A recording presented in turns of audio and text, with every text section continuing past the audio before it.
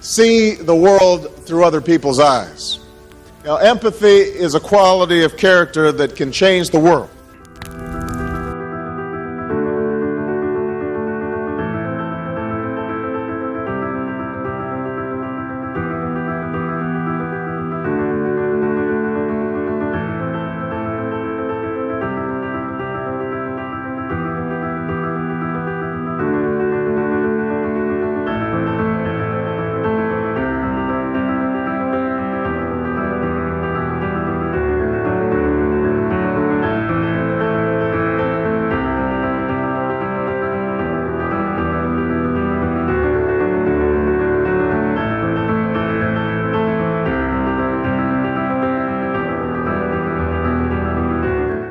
Unites people, armies, gold, flags, stories.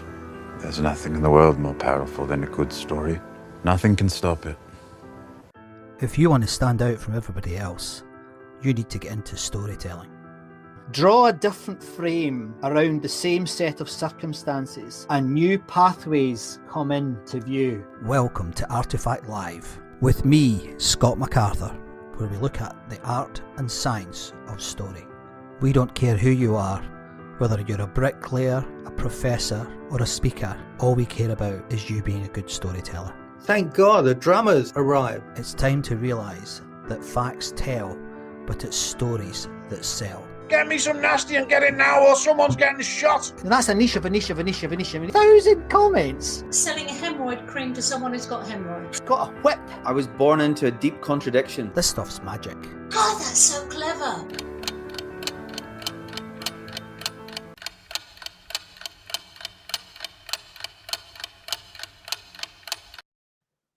Good morning, everyone. For the last time on ARTEFACTLive, but only in the morning. I'm moving the show till 12:30 next week. I've had a few people ask me to think about moving it because more and more people are back in the office. So I'm going to do it. I'm going to move it. So it's been a tough week for me here. We've all had COVID, and you might hear a slight catch on my throat, unfortunately. So I'm okay. It's just I've been in my bed for 4 days, and this is the first time I've got out of my bed to do anything. So it's quite nice, but I'm looking forward to it. And I didn't want to move this because I feel that this is a really fascinating topic that I wanted to talk to you about and to share some experiences and get my guest on today to talk about it with you. But it's going to be one of those shows where I might do that quite a lot. I've got a bottle of water here, so hopefully I can sound at least partially coherent as we go through the session.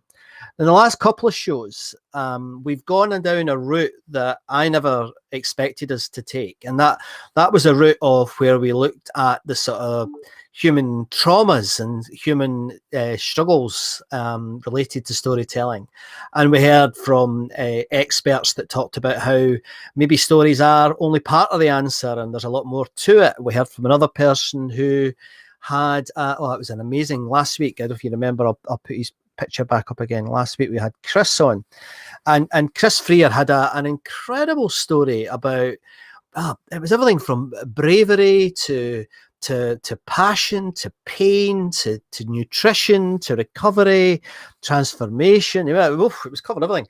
But at the heart of all that, it was lovely to hear Chris in his very down-to-earth way tell a story of how he came through that and is flourishing as a consequence. So it was a real pleasure to have Chris on. So this week, and this just happened naturally. I was looking for guests for the show, as I always am, and I came across someone who I thought, oh my goodness, look at this, and it was like I couldn't have set it up better, to be honest. It's just like, oh, this is perfect, because what my guest this week does is she takes literature and she takes stories and uses it for all sorts of different purposes, and one of them is for therapy. She uses books for therapy, so I think it's terrific. So I'm going to introduce my guest now, so I'll just get you on now. Bijal, here we go. Welcome to the show. How are you? Oh, there we go. We're having a little bit of problem with you. Yeah. You seem to be coming on and off the stream, so we might have a little problem here. We might have to reboot and restart, Bijal. But how are you? Nice to see you. Thanks for joining me. It's so lovely to see you, and I'm so delighted to be here on this show. I think there's such a overlap between what you do and what I do, and I cannot wait to learn more. Someone in LinkedIn has just said that they much prefer my studio background. Have no fear, it's still there. I'm looking at what I'm going to do over the next little while, and I've been not redesigning it. It's the same. It's still there. It's all, well, I can prove it to you.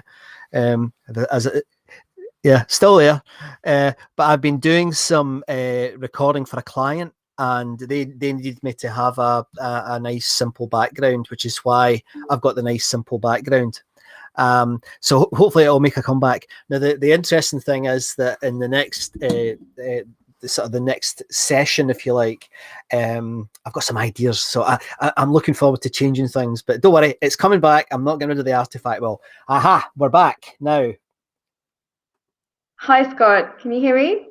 Yes, I can. Now let's start again.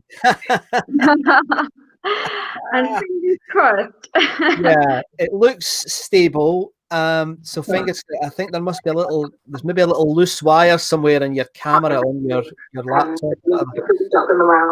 Yeah, I don't know what's happening. Can you hear me now? I'm just gonna. There's a little bit of echo, but I'll shush, and I'll ask you to, let's start again with welcome to the show. And could you let people know how you got into this incredibly interesting idea? It's not something I'd ever heard of before, bibliotherapy. How did you get into that? How did that come about? Sure, yeah. So when I was doing my training as a counselor and psychotherapist, we had to do a lot of training ourselves. So part of the training is being in therapy.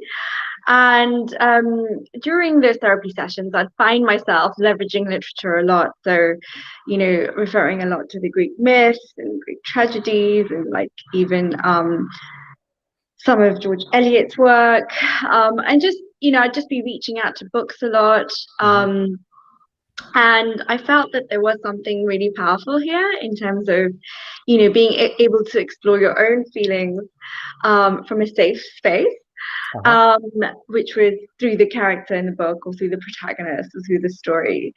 And it's not a new thing, because a lot of art therapy does the same. We kind of draw things and then we talk about the picture rather than talking about ourselves.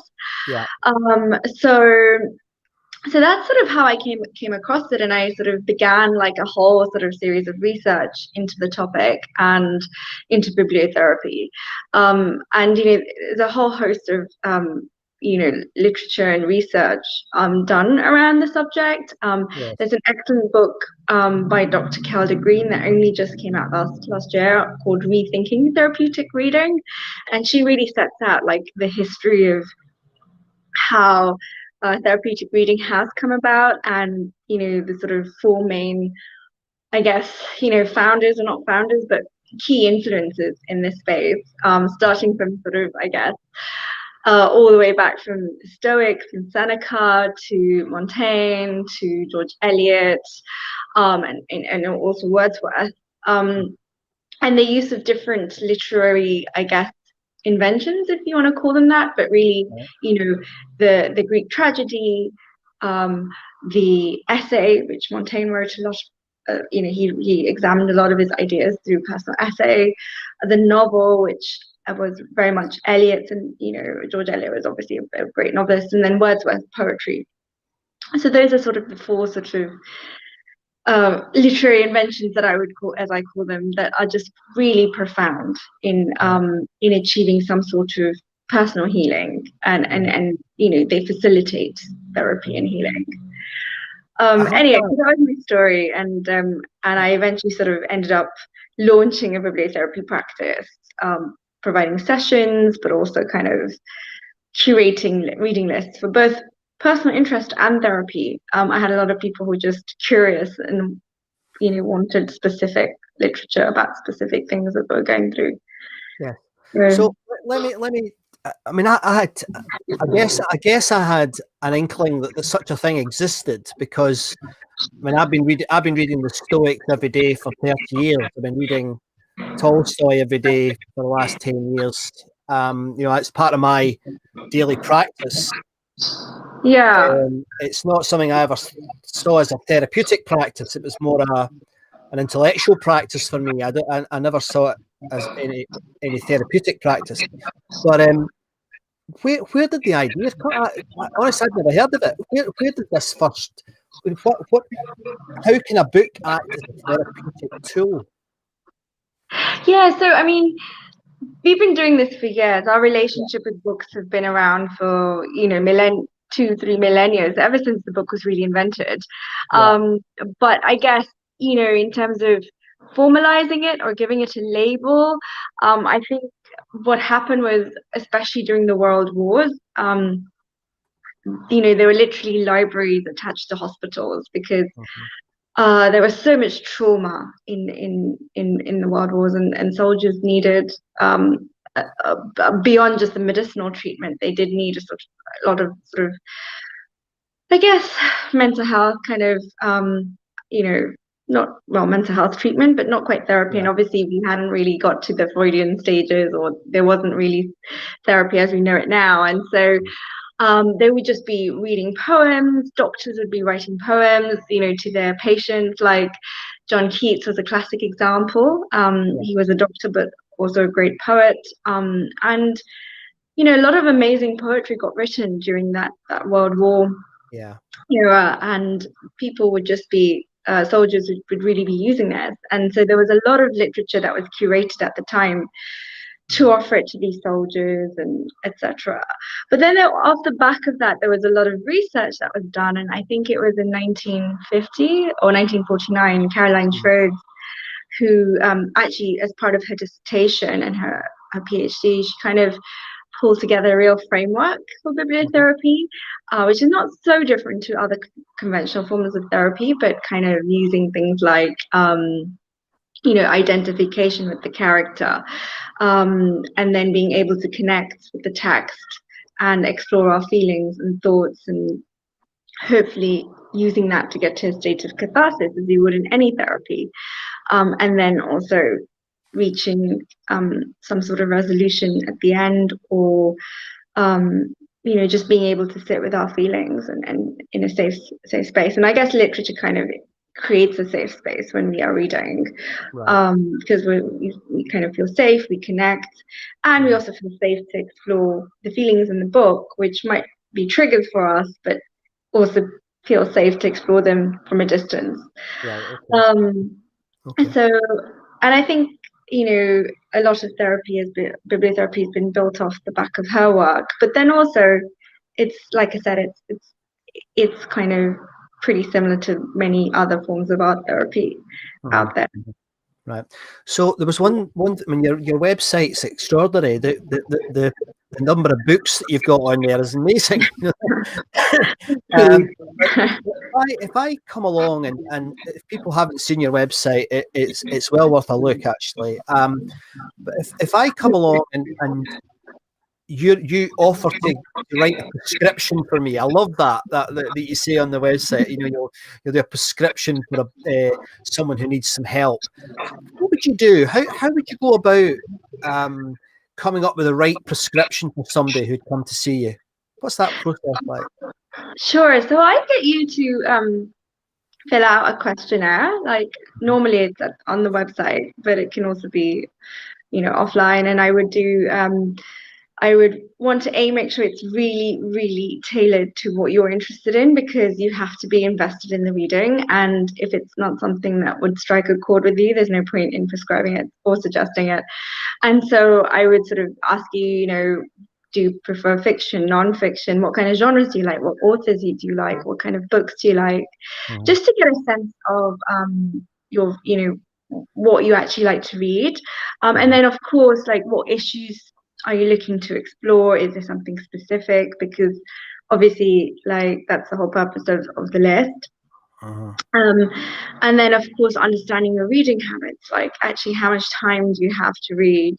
because some people will have lots of time, those who are retired, and then those who are struggling on a day-to-day basis might only have maybe even 15 minutes a day, like before bed or something. So I'd be very sort of mindful of that, like what's going to be an efficient form of reading for them. Is it like a short story collection? Is it like a poetry collection, or a short novella, and of course, or like a short nonfiction book if that's their preference. So like that's really important, that reading time plus reading habits. Are you a paperback reader? Are you audio? Are you Kindle? Because different books are available in different formats.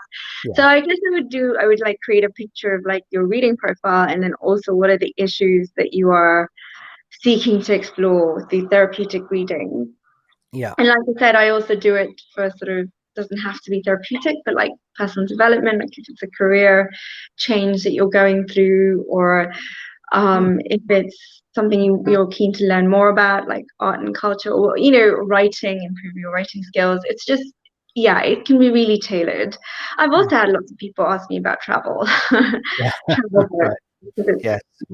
That's interesting for them. And is this the sort of the, thank you for that. We're getting a little bit of echo as well at the moment. I don't know if you can hear it at your end, particularly when I speak. No. Is that what you would call being? Is that the curation part of the role that you do? Is that what you would call that? Is that book curation? Yeah. Right. I would call that book curation, definitely. Right. Yeah. Right. Versus therapy, which is the actual therapeutic process of healing. Right. Yeah. Okay. So it's quite interesting this, because the way I read, I read 3 books a week usually. That's fantastic. And I have done that forever. I've done that all my, probably all my adult life. That's not why you're such a great storyteller. Oh, thank you. I don't feel like it today, I have to say, thanks to COVID. I need to start telling stories about COVID. But I would be terrified for someone trying to curate a book list for me. Now, that's not arrogant. It's just, the way I learn is organic. So I'll take a stream of books around. What have I got here? I'm just grabbing one. Right, this is here. Right, that's the one next to me. The deeper. This is about the Human Genome Project. Right. Oh yes, yeah. And I will spend this guy. I actually met this guy, and he gave me this. But I'll read that book, and then I'll say, okay, John Parrington says this, but he recommends I read this, and I'll spend the next 6 months probably following that book, if you like. It's the tendrils of that book into literature. Some of it will be good, some of it will be rubbish. It's just the way I do it. So how would you interrupt me if I came to you and I said I need some help with concentration, and I read lots, how would you cope with an annoying person like me? But I don't mean it in that way. I mean, what would you then say to me? Okay, this is your habits, and I read all the time, so that's reasonably easy. But how would you tease out of me, or from your experience and your? It's fascinating. This I love it. How would you tease out from the literature? Because there's so much literature. What would be helpful? Yeah, so I would, if you're telling me you've got issues with concentration, I would, it's quite easy to jump to sort of a psychiatric diagnosis as well. Like, what is it? Is it why are you so distracted? What are the reasons behind that? So I'd sort of look into that, and that could be a variety of things, right? Like from ADHD or autism, but it could be that you don't really have that, and it's just like some traits that you're experiencing. And then I would sort of prescribe some books that might be good for like habit formation. And obviously one of the things you want to focus on is building a habit on focus, right? So I'd be looking to literature that kind of offers that. The book that springs to mind is Atomic Habits. It's really good. But kind of I would probably, and it sounds like you prefer nonfiction, so I would probably sort of draw in books from that perspective. I'd also like you to, and I do this with all my clients, is do some journaling. Yeah. Because,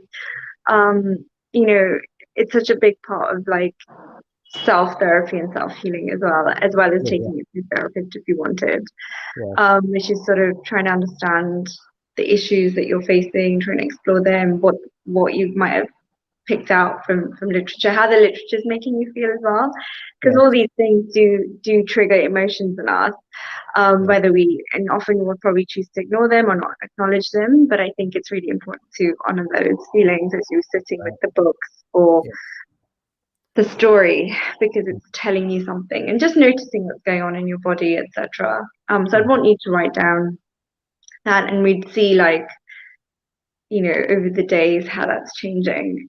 And just do like a summary at the end.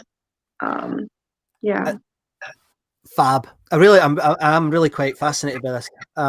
Okay, let me take us into the area that I am probably most excited to talk to you about, because one of the things that's become very clear to me over the last 30 years is that facts are important, very important, but it's the stories that tend to sell things. It's not the facts. You can, and I've got a professor coming on next week from the States who specializes in this area. So we're going to have another conversation about this in a couple of weeks. But where would you sit the sort of the self storytelling? That I call it being an archaeologist of your own life. I mine my life constantly. I create stories nearly every day from my life, and people like that. They say, because they've never heard it before, it's a new story, it's a true story oftentimes, and I'm often told about people that they find it very difficult to come up with their own stories. Now, I know you've written extensively, and you've written poetry, you've written books, you're very experienced in a journalist, way more experienced than me. So how would you suggest, or what do you think about that? People writing their own stories, but how should they go about it? Sure. So, I mean, have you heard of narrative storytelling? I know narrative poetry. I'm not sure about narrative storytelling. Yeah, so narrative storytelling, I guess, is, and we use this with children a lot, which is kind of, if they're worried about something, is to kind of make themselves the main character of their own story and write their story as though they've resolved the problem that they're facing. Right. So it's very much they're processing what's going on for them, but also kind of problem solving, and that's really sort of a therapeutic tool that people use literally called narrative storytelling, which is really writing stories with you as the main character or you as the protagonist. So, we tend to use that a lot with children. I think children's imaginations are fantastic. So it's very easy for them to kind of, come up with things or say things. But I think obviously as an adult, writing your own stories can sometimes feel quite daunting. We all have writer's blocks, Yes.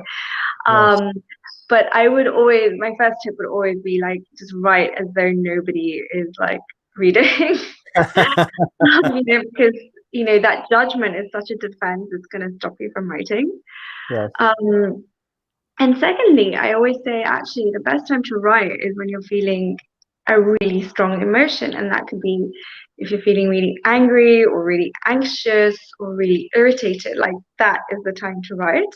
All right. Okay. And I do that especially with poetry or confessional poetry. Like, the best poetry is written like when you're in the midst of like emotion. So I, those would be like my two big tips. And then also, kind of just whenever you see things in your day that resonates with you, write it down in a book. Just carry a little notebook and just write things down that really resonate with you, because they're telling you something, and you might make some meaning from it, and in your writing, and it might inspire you or inspire a story or something. And that's also those are the kinds of things that are also going to move others if they were to read your work. Yes. It's going to be cathartic. Right. Okay. Okay. I mean, it's nice to hear someone who knows what they're talking about this stuff, because I've suspected a lot of these things for a long time, and wondered if I was up the right tree, if you know what I mean. But so again, if I was I mean, a lot of my clients are business people. They're usually working for large, complex organizations. And many times they are under pressure because of that, because they've got shareholders, or they've got founders, or they've got whatever to report to, and they've got 50,000 people working for them, and they're wondering how on earth they're going to engage them. How can storytelling help in that context, both in terms of reading other people's stories, but also creating your own? Any thoughts on that? Yeah, I mean, if you're like a high-level executive who's got very little time to kind of, go and write their own story, or what I would say is really just, we'd get them like a reading list that's tailored to sort of the little limited time that they have, but also B, to kind of 3 or 4 books that are really going to influence them, and really going to kind of I guess impact them to make whatever changes that they're seeking to make. And that could be probably like an audiobook or something, a nonfiction audiobook if they like nonfiction. As I know many execs do enjoy reading like a lot of nonfiction as well. Just to kind of make sure that they have time to listen, they can listen to this like on the go, and forcing them to do a little bit of journaling after having read something, because that's really, really important as a reflective tool of what it's bringing up for them.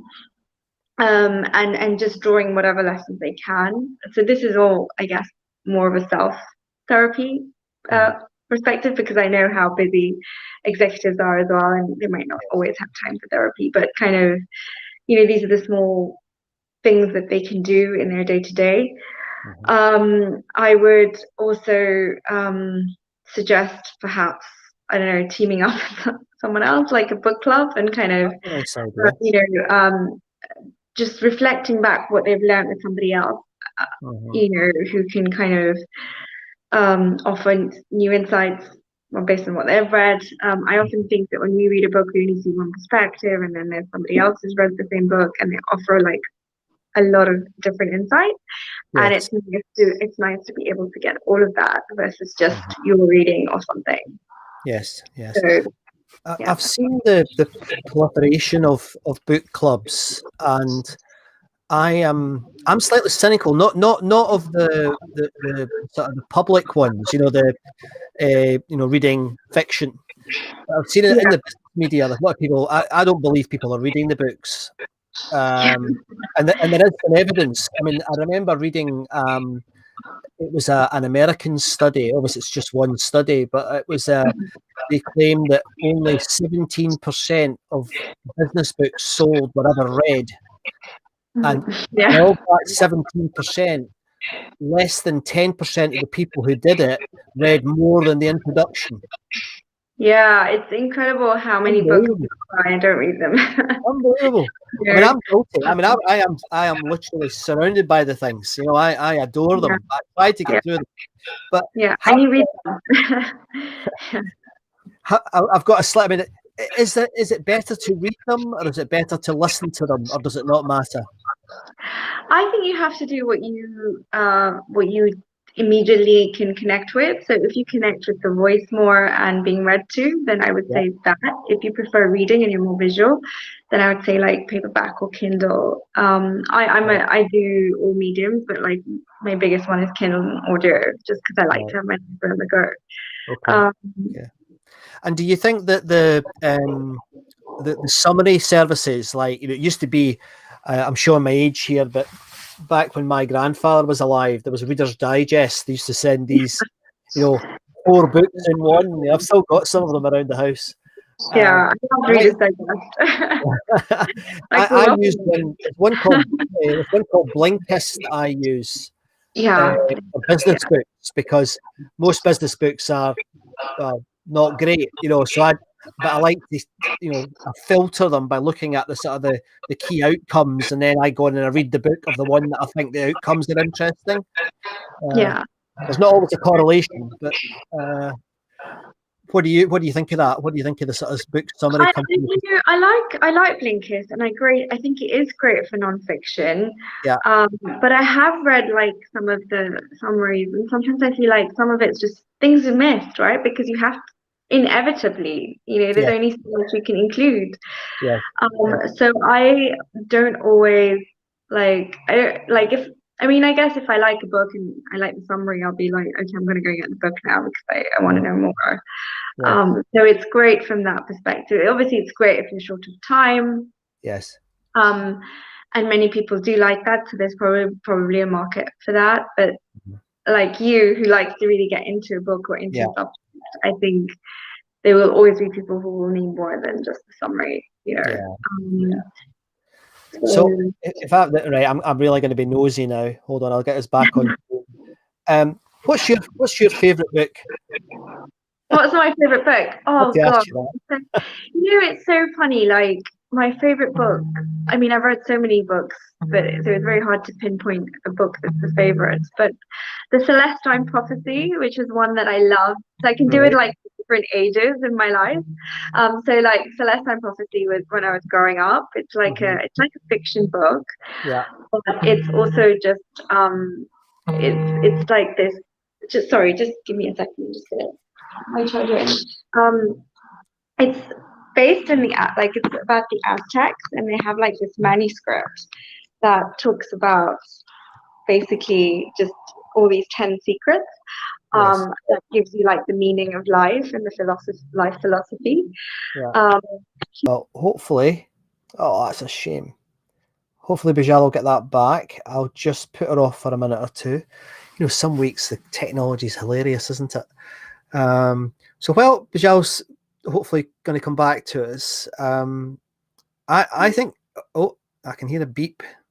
Hopefully you're back. I don't see your picture yet, Bijal. I'll just keep talking. I'm going to show a video to see if we can give you some time to sort that tech out. I have quite an intimate relationship with books, and I'm not in any way saying that I have the depth of knowledge that Bijal has, but I do see them as very special, and I think it was because of my grandfather, and I think he had no money, so he did tend to subscribe to Reader's Digest and things like that. So I do have a lot of these books around the house.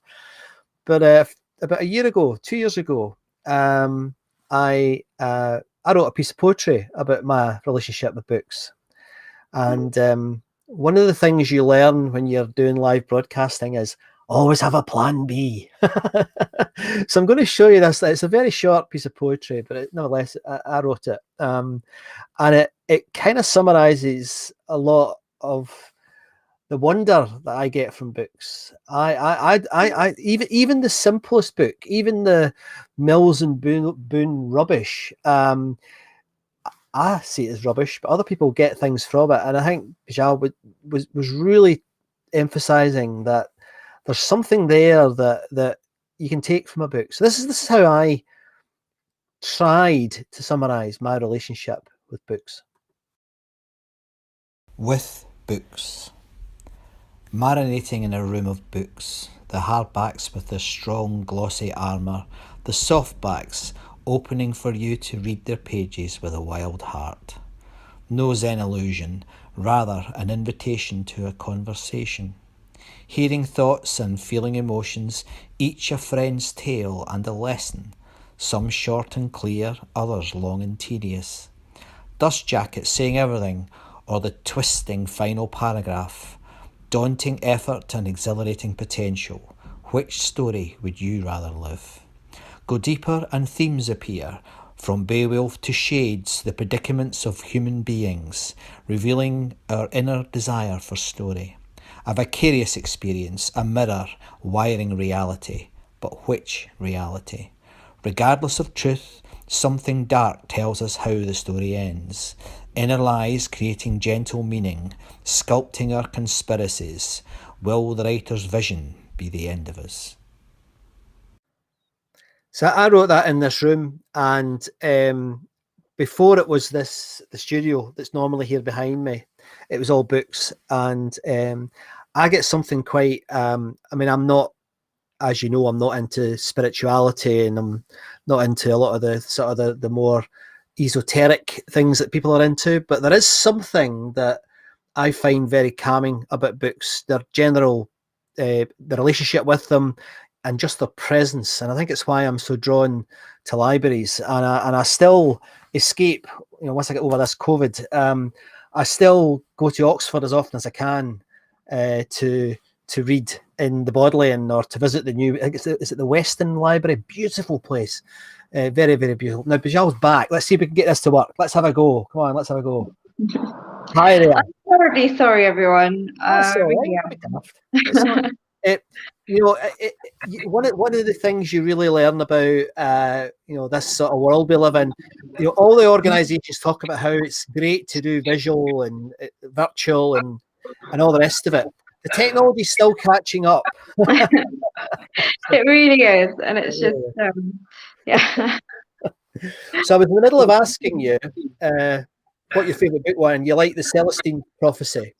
Yes, the Celestine Prophecy. It's just an incredible book about our connection with nature, and I think like right now with climate change and everything, it's a fascinating book. I mean, it talks about how plants and nature really understand humans, and that the relationship between them, and the fact that it's such a symbiotic relationship.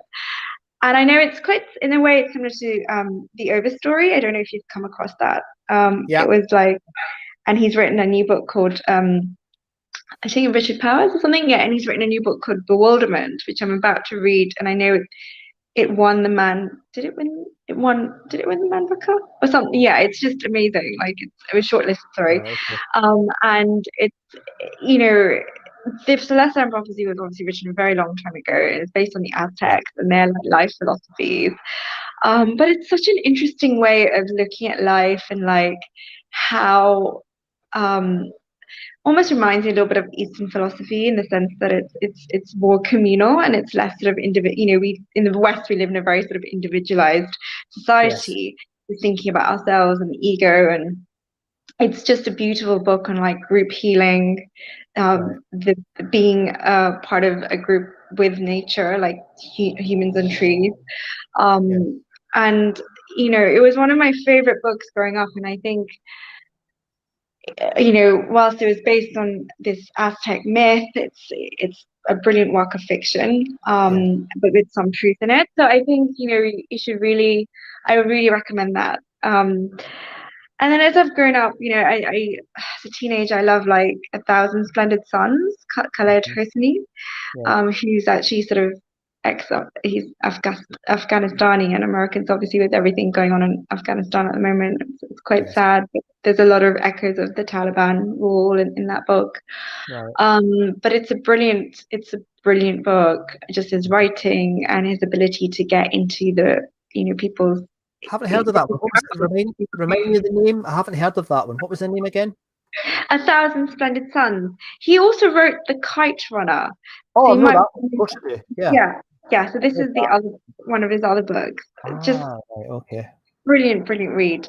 And then as time has gone on, I've become more interested in like therapeutic books, obviously, but like there's some great autofiction that came out just a while ago. Laurie Gottlieb's Maybe You Should Talk to Someone.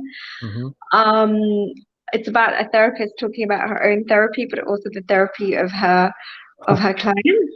And she's written it in like a novel format, so it's super interesting. And I recently also read a nonfiction book called Black Wave, which was brilliant. Oh, there you go, you've got it up. Black Wave. Black Wave by Kim Gattas.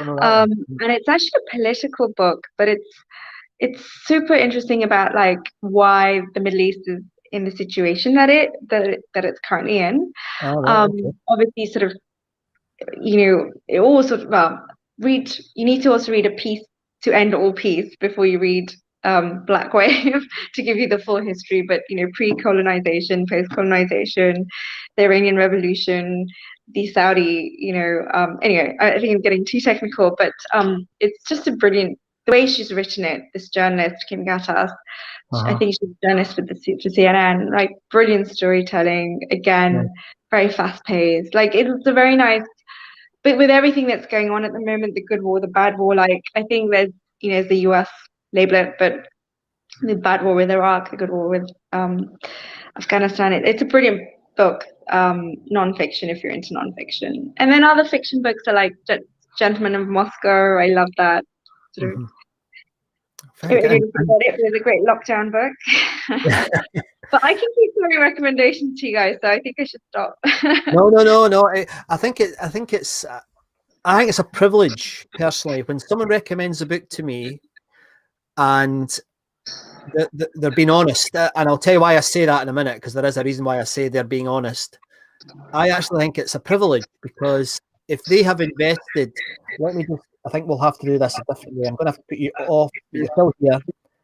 Yeah, there's too much echo coming through. I think what I mean here, Bijal, is that I if someone says, look, I love this book, I have a real tendency of going and buying it, because if I know that person, or more important, I want to know that person, I think reading their favorite book can be quite useful tool. And I used to use it, and I was slightly Machiavellian. I don't know what you think. You probably don't like this, but I used to do corporate internal coaching events for companies. I don't do it anymore, but I used to do it, and I used to ask them all what was their favorite book before the event.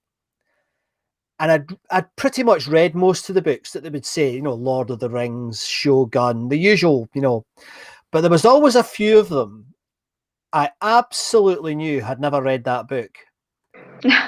And it used to make me giggle. I mean, I didn't blame them or anything, but I would rather someone said, my favourite book is the Beano, than pretend that they read War and Peace, I don't know if you've come across that. It's like book lying.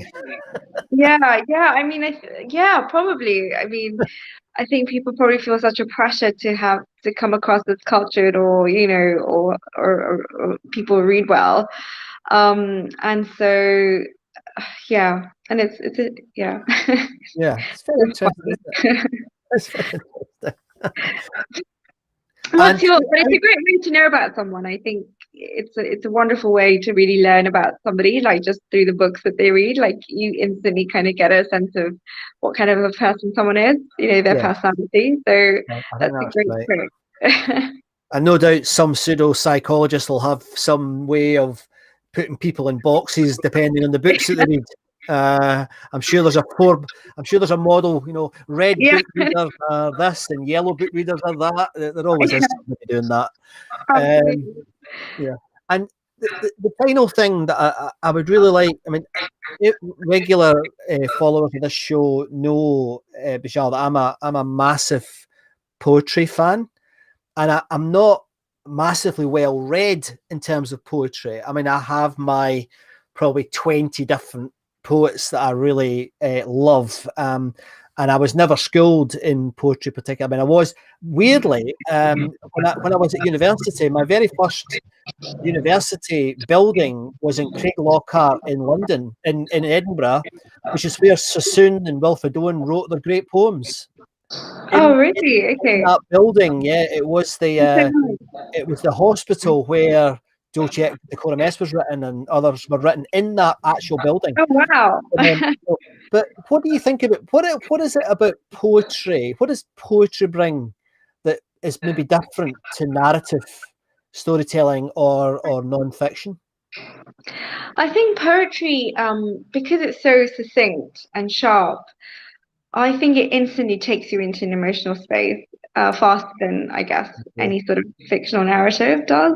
And it's also it invites a lot of questions. I think that's what poetry does. I don't think it ever really answers a question, but I think it asks you a lot of questions because it really prompts a lot of thinking. And that's the reason why it's such a great therapeutic tool. Because it does really get you exploring your feelings, and it can be quite triggering as well, more so than fiction, I think, because it's giving you that sort of open access to maybe the writer or the poet's Yes. feelings. Yes. And then obviously through that you're seeing yourself, because it's triggering you. Yeah. So I feel like it's probably more intimate in some ways than, writing or narrative fiction. Yeah. And why is it so many of us? I mean, we probably write more than any other time in human history, I would suggest right now, because the outcome, the amount of writing that kids do is unbelievable. The social media, and I guess it's not linked to quality always, but nevertheless, they're writing all the time. Why is it that we continue, despite all the tech, it's still the little stories that really matter? Yeah, I think it's because as humans, we're always searching for meaning. Yes. And we're searching for ourselves, and we're searching for a sense of self as well. And I think stories offer all of that. And, that's one of the things that stories do. They give us like this space to really kind of explore ourselves and to connect with others, which sometimes, in reality can be quite difficult. Yeah. People aren't always honest with each other. Writing is always honest in some ways, fiction is always like, it's, even if it's fiction, it's still a writer's kind of honest story or something. So I think this is what stories do. They are, I almost feel like, make us feel connected to the world, That's a pretty good point to say thank you to you, because I think that's right, and it's been sorry, it's been lovely speaking to you. I'm sorry we've had some tech issues. I'm so sorry as well. It happens. Can I just say thank you very much for coming on? It's been lovely having you on, and I think maybe given the tech issues, we might have to have you back again sometime, because there's an awful lot of questions in my head I didn't get to. So I'd like to ask you a lot more questions, and I'm fascinated by your the idea that you have. I'm fascinated by the reading list that you've got on your website. I love the idea of it being linked to therapy. I'm not so keen on Freud, I have to say. But nevertheless, it's been a real pleasure speaking to you. Real pleasure. So it's been such a pleasure, Scott. Thank you. I did bring in artifacts. My AirPods. Let's have it. Sorry. There we go. I brought my AirPods because they're the things that connect me to everyone, like people's voices. And when I hear people's voices, I feel safe. And I also, because I read a lot of audiobooks, so it's my favorite thing to do. Thanks for remembering that. Sorry, I forgot because all the tech, it's my fault. So thank you very much. So, it's been a real pleasure, and I really do hope we can have you on the show again. That was great. Thanks very much. It's been a pleasure. Thank you for having me. Speak to you later. Speak to you. Well, I hope you enjoyed that. That was lovely. I'm sorry there was a few tech issues, but nevertheless, there was a nice theme there of the importance of why we should be thinking about stories in a broader sense, and actually they can do stuff that's really good for us in here. So I've never come across someone that does that for a living before, as you could probably tell, and I do have millions of questions, so I think we'll have to see if I can persuade her to come back on again, but I hope you enjoyed it. So that was show 49. This is Artifact Live, and we look at the art and science of storytelling, and next week is my big 5-0, and I was wondering what to do about that and how to bring I can't believe I've done 50 shows. 50 shows, coming together. How am I going to celebrate it? I thought, well, initially I was going to do some editing, and I was going to do one of those, like, do you remember like all the old American TV shows? Used to have like Dallas, where there'd be an episode where it'd be a flashback episode. Well, no, I'm not going to do that, because one, editing something like, oh God, how many hours is it now? 120 hours of Artifact.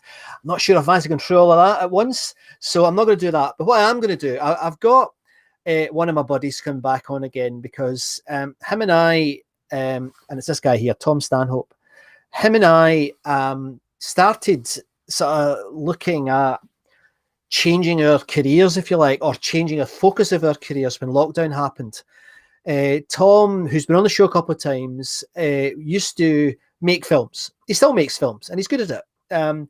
But he realised that his business was not going to survive lockdown. So what he did was he just turned the camera around and started to talk about broadcasting. I think he's done a terrific job. But I want to talk to him about that. And there's a story in that in itself, because it's a proper transformation story, in my opinion. So it's well worth. Let's just have a reconnect with Tom. But also, I wanted somebody that I'm comfortable with in terms of just having a chat about how I feel the first 50 have gone. Have we used the time well? Have we created the body of work that I was hoping to create? Have we helped the audience? Have we helped you with your journey as a storyteller? And if we have, great. How have we done that? And if we haven't, how could we change it? How could we make it better? How could we, build on this incredible? It's incredible the number of people I've had on the show now. Wonderful people. So I'm really looking forward to that. So I hope you can join me next week. So it'll just be called Storytelling next week, show 50. And it's something that if you'd asked me 12 months ago that I would end up having done 50 shows, I would have said you were an idiot. So it's something I'm really quite proud of. It is moving to 12:30, as I said at the start of the show. The reason for that is a few people have said, well, we're back in the office now. Would you mind moving it to lunchtime so we can still tune in? So I'm responding to my audience, and I'm going to move the show to 12:30. I hope that's okay for everybody. I'm still going to do the replay at 12 o'clock on a Saturday afternoon, because I think that still fits with some people's diaries. So I'm going to continue to do that.